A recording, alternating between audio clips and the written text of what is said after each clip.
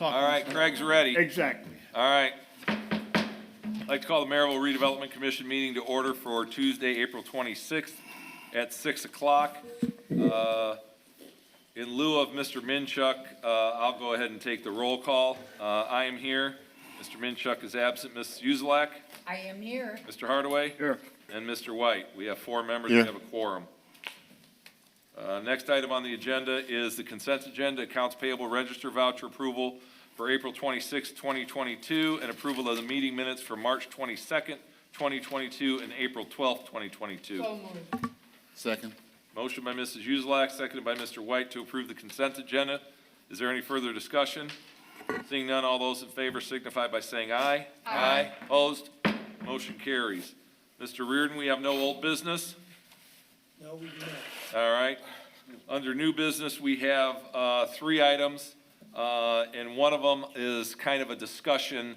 I've invited our financial advisor, Bob Swentz. Bob, I don't know if you want to come to the podium or if you want to, for the microphone. As everyone knows, we're in the process of working with Crow Holdings on the silos at Sanders Farm. And as part of the economic development agreement, there is some infrastructure requests by Crow Holdings, and we have also discussed the strong possibility of developing a public safety facility in the southern part of town. Our fire chief, Ed Yurga, has identified Colorado Street corridor as the ideal service area location for this new station, which would be fire, police, and possibly, Steve, I think you wanted a public works truck down there, correct? Yeah, that would tremendously help service that area if Public Works was involved in that, yes. All right, so one of the things I asked Bob to come up and kind of go through with us and explain, and that it get a consensus so we can move this thing forward, is doing a bond anticipation note in lieu of a bond until Crow Holdings starts paying property taxes in that 4th year. One of the resolutions we'll do at the council level tonight is a confirmatory where they're getting the first 3 years tax abatement at 100%, and in the 4th year, they start paying 12%, and then it escalates up. Bob, I'm going to turn it over to you to kind of go through some things for us, if you would. So the project's located in the Mississippi Street allocation area that has been around for quite a while now. And one thing I've talked to Sean about in this particular process is looking at the project area and carving that piece of the project out of the Mississippi Street and creating its own new allocation area. One of the reasons for that is your original Mississippi allocation area expires in 2028. So we're getting close to that, which means we have a short life. This will extend the life so that we have the full 25 years to capture increment from the project if the commission would desire to do that for the full 25 years. So what we talked about doing was we go through the whole process to issue a bond for whatever we determined that amount to be, but rather than doing a long-term financing now, do a bond anticipation note, which gives us up to 5 years to complete the projects that you have on board. And at worst case, maybe just paying interest only on that bond. If any TIF comes in earlier, we'd have the option to pay it down. And then in year 5, look at a long-term financing if we needed it. It's possible we could use Mississippi Street TIF to pay it down before we'd have to do the long-term financing. In today's market, it will get you a lower rate than if we tried to do the full 20 years for a bond issue today, and maybe in 5 years from now, rates might be a little bit lower, but it just seemed to all kind of work together pretty well to do the carve out, do the bond anticipation note, and get your projects completed. Okay. One of the things that we've discussed with Crow Holdings in the development agreement, and Sean Andrews is also in the audience, was the development agreement. They have asked the town for $1.7 million in infrastructure assistance. Now, in doing that, and Sean, you might want to take a shot at the microphone here as well. They will be extending water and sewer I believe down both sides of Mississippi. We're gonna have, water will be on both sides, and sewer is gonna be, the gravity main will be on the west side, but it's easily tapped into underneath. So it's gonna be running the length. So the two parcels for sanitary to the north of us will have access to the pump station that's currently sized to serve them in addition to our pad. All they'll need to do is get underneath Mississippi to tie in. Okay, so that would be the reason to kind of put this together with the public safety building. You have 1.7 million going to Crow Holdings for the sewer and water, which opens up property to the north for development, which again, obviously means more tax money coming into the TIF district. And then we would have, again, the amount to be determined. I initially had talked to Bob about a $5 million ban. You'd have $3.3 million going to the public safety facility and 1.7 going to Crow Holdings. Now, that can obviously be adjusted, but what we keep in mind, eventually, Crow Holdings is building this building in a way. Is that correct, Bob? I mean, because their property taxes, even when they start paying, are going to go to the debt service of this $5 million ban/bond. Exactly. So in essence, they're really long-term, they're footing the bill for this public safety building, right? So. We have a contribution that we're also making to this program as well, that we've preliminarily discussed an ambulance, met with Ed Yurga and the Safety Council, and we had initially offered $250,000, but he had said a fully loaded ambulance that was sorely needed for the community could run in the low 300,000s. He estimated 300 to 350, and we were agreeable to that. So a 1.7 reimbursement, but our contribution would be, around 350,000. So it'd be the difference between that would be kind of the value of the reimbursements that we're going to be looking to fund some of these infrastructure. And in round numbers, we're spending about $2.5 million to run sanitary from 86 to our site. That sanitary run will serve both parcels that are unannexed in Merrillville, and the lift station that we are also paying for as part of that $2.5 million will serve. It'll be sized right to readily serve. So those pads are ready to go after we bring it in. We're going to be spending another $2.5 million bringing water to the site. And then NIPSCO, we have an agreement with them. The total cost to run power to our site is $13 million, and we're going to be on the hook for 52% of that through successful leasing of our projects and getting and panels turned online. We will be receiving incremental credits, but that's going to be a long time before we get that money back. We have a lot of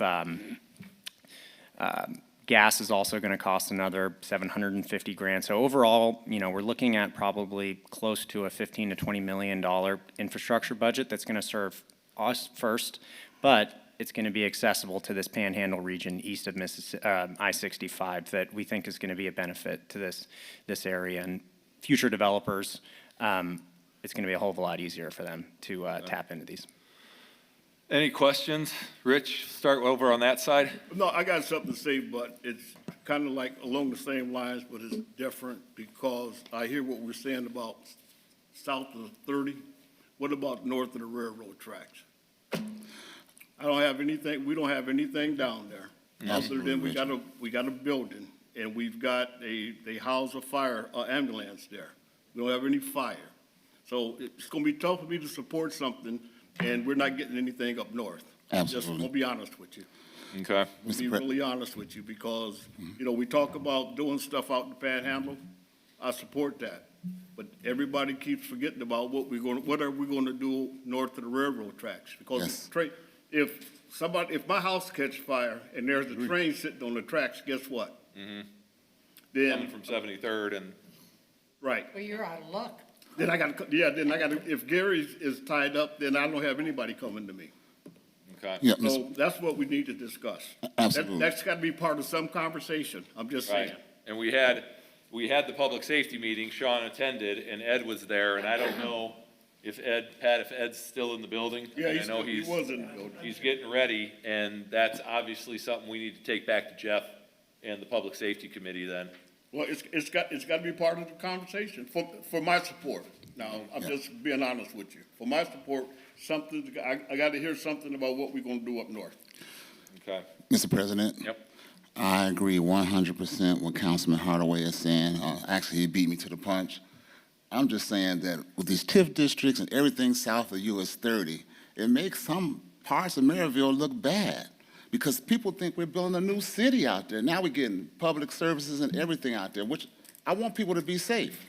But Merrillville's been here for 50 years, and it's never been a problem. I don't want to float a bond and have my taxpayers paying for that bond. They won't be paying for it though, Leonard. Who's going to pay for it? Mr. Andrews, only the properties Okay. in that area will be paying for it. The folks in 1 and in 2 and in 3 and in 4, their property taxes aren't going to these bonds.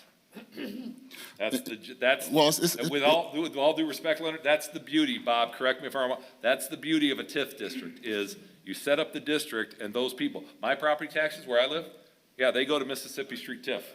Yeah, and I'm talking to a lot of people up north, and they're telling me their taxes are going up, and I'm trying to figure out, I think even Marge said something about, My taxes did go up. Yes, Maybe I'm so- in a better area with this. No, well, it's I not- don't know. what a Am tip- I? here's- But right now, I do feel, just as Richard said, we are all in Maryville from north to south.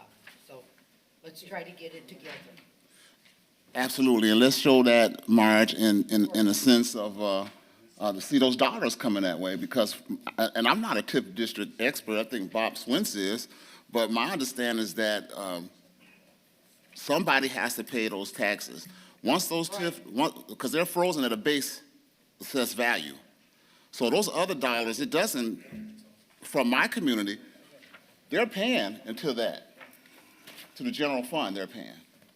So I'm just having a difficult time supporting a public facility right now.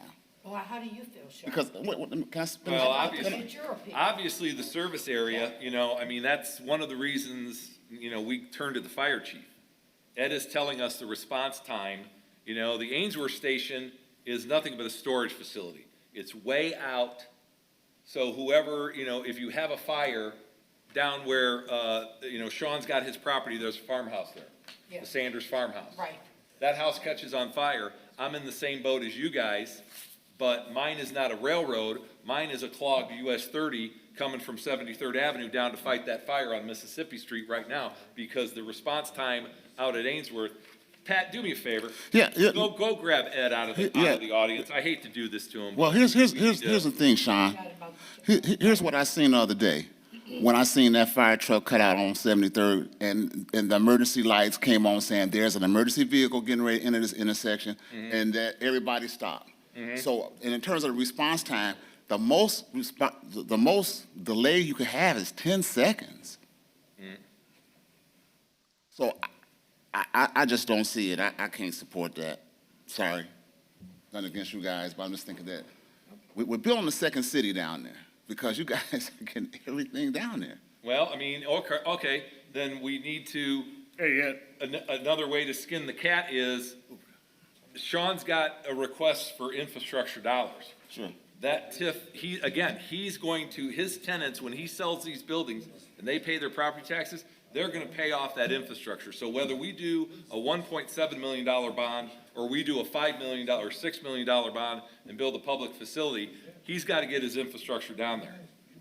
And he's asking for the town's help. So right now, if you guys wanna wait on the public safety facility, I don't mind. But we need to make a move and give a commitment to these guys who are gonna be building 2 million square feet of warehouse, that they're gonna end up paying the property tax. Eventually, they're gonna pay the property taxes, and their property taxes will go to retire that bond, right, Bob? So, Here's what I'd like to say, Sean, in the terms of if, hypothetical, if they do have a fire down there, you don't have a system down there that suppresses fires inside your building? Oh, we do. We absolutely do. Well, But that should hold this- you till the fire department gets there. all I'm saying, and I'm not looking to be controversial. All I'm saying is that when we have a conversation, we need to look north as well as looking south. Ed, That's all I'm saying. the question from some commission members is the need for the southeast station on Colorado as a part of this project with, bonding, for Crow Holdings Sewer and for a new fire station. And the question has become from the northern councilman, what about the station at 57th Avenue? Okay. Going back quite a few years, our southeast panhandle area has been, back when we had a lot of volunteers, we were well covered. Now we're not well covered out there at all. The difference between the out south and the northern part of town, out south, we're surrounded by fire departments, our mutual aid fire departments that are pretty much in the same boat we were before the fire territory. They have very limited manpower during the day.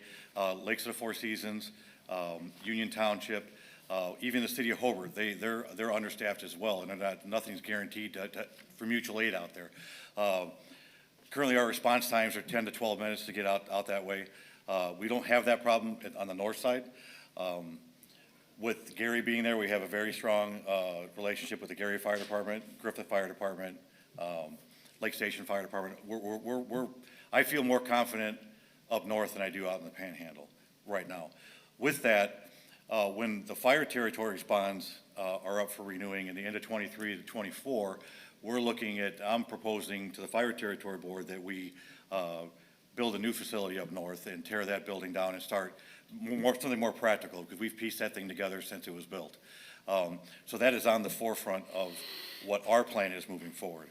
And to that end, and I'll be brief, but to that end, down the road, we're looking at the new south public safety facility where the fire station could be, our central station on 73rd and the north fire station in its current location. The other two fire stations essentially will come out of the picture, because those, again, were designed for specific areas back in the day over history with volunteer fire I mean, departments. the Hill and Ainsworth? Yeah, Ainsworth for sure, because Ainsworth's on the very far end of our district, and it doesn't really apply to, if we could just rebuild that station there and make it better, it'd be great, but it's on the far reach, it doesn't make any sense. As far as insurance ratings, as far as protection, the whole nine. The Colorado Street spot encompasses the whole 5-mile radius we're looking for. But we're not discounting the North Station, but that is my plan for the future, is to reserve our bond funds to take care of the North Station. Well, see, And to get a crew up there with our part-timers. somebody needs to say that, as opposed to. Right. We having conversations about something else and. Right. Keep omitting the north end. Right. So, as long as we're in the conversation. You have my word that's my plan moving forward with the Fire Territory All Board, right. is a total package. Okay. Chief Yerger, what kind of costs are we looking at with this situation, and how many employees, new vehicles? Cost for the South Fire Station? Yes. Mhm. I'm not an engineer or an estimator, but I mean, I can give you, I'm looking at comparable fire stations were built in the last couple of years. Well, Sherwood was a remodel job, but the most recent I can see is the Gary Fire Station at 49th in Pennsylvania, and that was a comparable building, I believe, to what we're looking at, and that was $3 million. Really? Yeah. It looked like a pole barn. I've been down there, actually, and that doesn't look like $3 The million. thing, if anybody ever wants to, if you want to take a look at it, I can take you down there and take you through it. There's a lot of upgrades in that building compared to what Hobart did on Colorado, or we even did back in the day. We did it with the pole barn style for our Station 2 on Taft Street because of cost restraints back in the day. That building is built better than those buildings are. It's pretty nice. And there's a lot of block inside in that building that you don't see from the street. And then I think, it's good to be on public safety committees and things. You got to start, and not specifically to you, you got to have the people involved in when you're talking about spending money. We just can't come up here every council meeting and say, we want to spend this, we want to spend that, and then you only have one person or two people. They need to have some input. Are you talking to me specifically? Yes, Because I don't know yes. what you're talking about. I'm in the beginning stages of all this. Yeah, this is the. We just started talking about this 2 weeks ago. Okay, I guess I'm getting back to the cost factor that's involved in what we're proposing right here. So basically what I'm saying is that I think the community need to be more involved in when you want to do things, because the perception, and I know it doesn't have anything to do with you, Chief, is that they're building a new city south of US 30. That's what I get all the time. Right. So I just wanted to put that out there for you. You guys do what you want to. I can't support it until we see something comparable on that north end. Thank you. Absolutely. What I'm bringing to the table is I've been in this town serving for 33 years. And Oh, I'm yeah. just telling you what as educated in my field of what we're looking at. It's not just me. I mean, I don't just pull this stuff out of my hat, but I will definitely take that to heart, what you're saying, and I'm always open to talk to anybody and getting anybody involved. Okay, I We are don't have very any, community-oriented at the fire department. I don't have anything else to add, but, at this time. Can I just add one thing? Just one scope that was not mentioned that I think might be relevant to here is part of this 1.7 in the reimbursement also includes a traffic signal that we want to put in to keep traffic moving down Mississippi. We are building an intersection currently on a project in Joliet, and previously we had built these before from $200,000 to $350,000. We just got pricing back from Illinois Department of Transportation that it costs $550,000 to put a traffic signal in.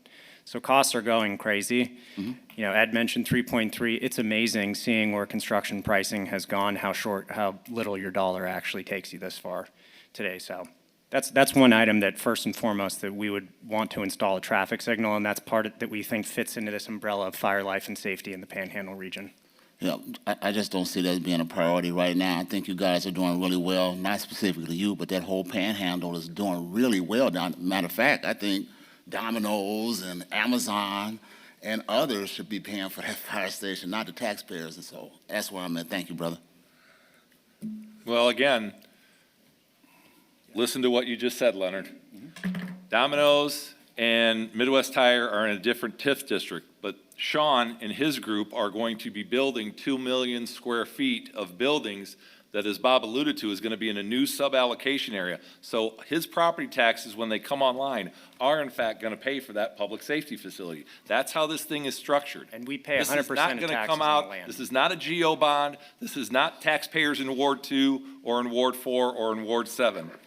This is a specific number one taxpayer in Ward 6 that when he makes his property tax payment, it's going to be 100% coming into the town and going to debt service and interest to pay off the bonds that will build this public safety facility. And We Bob- heard that comment from people in the audience about why aren't these developers doing anything?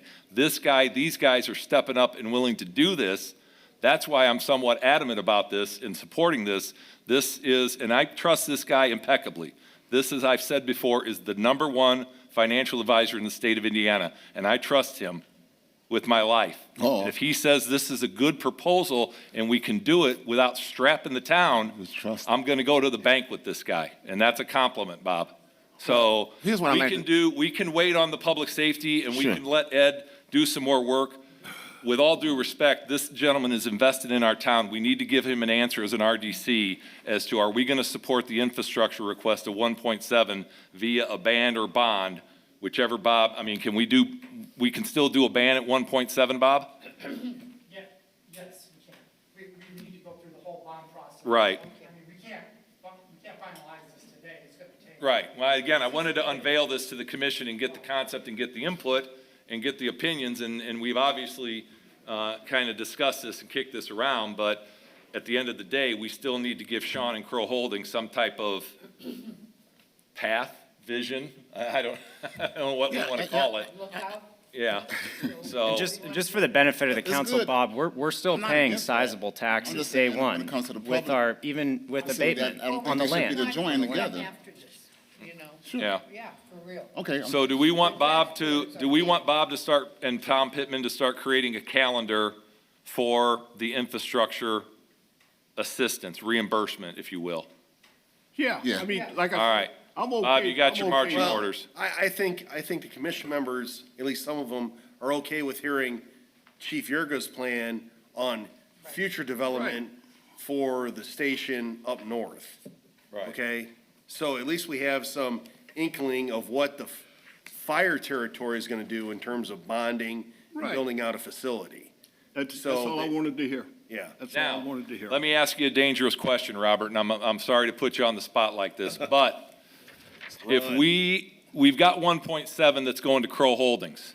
If we increase this bond/ban, can we take, I mean, obviously the location Ed has chosen is still technically in the Mississippi Street TIF district. Yes. Could we allocate monies out of that bond to go to the North Station that's outside the TIF district? Yeah, time out. He's already said they're gonna work on it. no sense in clouding this thing. All right. You know, I'm okay with the fact that something is gonna happen. So when people ask me, what about the north, when people read about something out southeast, I can come back and say, yeah, I hear about that, but we also gonna be working on, rededicating the north station. All right. They're gonna tear that down, rebuild the station and man it. So we'll just give it back to Jeff's committee. Right. All right. Right, yeah, I'm okay with that. I just wanted to hear what the chief said, and the chief and I've always trusted the chief, so there's no reason for me not to trust him now. All right. Okay. So we're good. So we want Bob to go ahead and proceed with a calendar and start working on an infrastructure reimbursement ban for Crow Holdings. Right. Yes. You need a motion? We need a motion, Joe? Motion. Motion. Second. Was that Leonard? Yes, sir. Yeah. And Marge seconded That's it. Right. All those in favor signify by saying aye. Aye. Aye. Opposed? Motion carries. Bob, you got your marching orders. All right, let's keep going. Thank you. We're running up against the clock. Letter from the Town Engineering Administrator endorsing Core Construction's recommendation to approve payment for application number 27 to various vendors for work completed at the Merrillville Community Center. Motion approved. Second. Motion by Mr. Hardaway, seconded by Mrs. Uzelak, to approve the letter from the Town Engineering Administrator. Steve, any comments? I got, Very brief. I just gotta put the backup documentation. For some reason, there's a few pages I didn't print, but I'll get that. I have it. All I'll right. get it all in there. Okay. Any other questions of Steve? Seeing none, all those in favor signify by saying aye. Aye. Opposed? Motion carries. Next item is Redevelopment Authority, Redevelopment Commission, MCC requisition number 49, review and approval for payment. Mr. King. Same thing? This? All right, so, oh, it's just labeling? Right. Okay. All right, so we reviewed the March 2022 billing for work at the communities at the Dean and Barbara White Community Center. And we do concur with Core Construction's recommendation and approving the payment application to the vendors listed below in the amount of $7,936.16. Yep. Motion. Second. Motion by Mrs. Uzelak, seconded by Mr. White, to approve MCC requisition number 49 for payment. Any further discussion? Seeing none, all those in favor signify by saying aye. Aye. Opposed? Motion carries. Under general orders, we have one resolution. It's a resolution 22-15. Resolution extinguishing all delinquent taxes, special assessments, and penalties relative to real estate owned by the Redevelopment Commission of the Town of Merrillville, Lake County, Indiana, located at 899 East 99th Court, Crown Point, Indiana, parcel number 45-12-34-452-2.000-030, and all matters related thereto. Mr. Svetnov. President Pettit, glad to be with you tonight. Glad to have you, Joe. Oh, thank you very much. On this resolution, we had property transferred from the Purdue Research Foundation over to the town, and subsequently, there were taxes that were not extinguished on the property. At this point, what we're doing is we're extinguishing taxes, back taxes that were owed on the property that would be the town's responsibility, but for Indiana code, which states that a redevelopment commission at any time can go ahead and extinguish those taxes, special assessments, and penalties. So at this time, I just respectfully request that this resolution be passed and adopted, and that we be able to tender it to the Lake County Assessor and Ross Township Assessor for further proceedings. So moved. Second. Motion by Mr. Hardaway, seconded by Mrs. Uzelak to approve Resolution 22-15. Is there any discussion?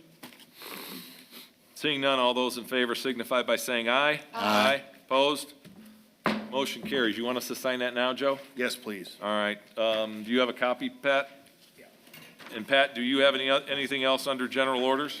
Not at this time. All right. Motion to adjourn. Second. There we go. Just flip it over, Leonard. Right under the line. Oh,